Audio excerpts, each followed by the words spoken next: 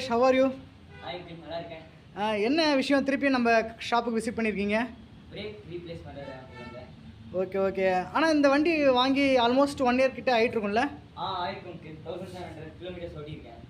Okay. கொஞ்சம் இந்த வண்டியை பற்றி உங்களை பற்றி சொல்லுங்களேன், எப்படி இருக்குது ஏது இருக்குன்ட்டு. என் பேர் சர்வேஷ். நான் 12th ஸ்டாண்டர்ட் படிக்கிறேன். ஆதம்பாக்கத்தில் தான் இருக்கேன்.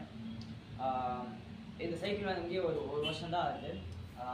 இந்த சைக்கிள் நான் மெயினான காரணம் என்னென்னா, கிரிக்கெட் போகிறதுனால கிட் பேக் எடுத்துக்கிட்டு எல்லா இடத்துக்கும் போக முடியல டக்குன்னு. இது ரொம்ப ஹெல்ப்ஃபுல்லாக இருந்தது.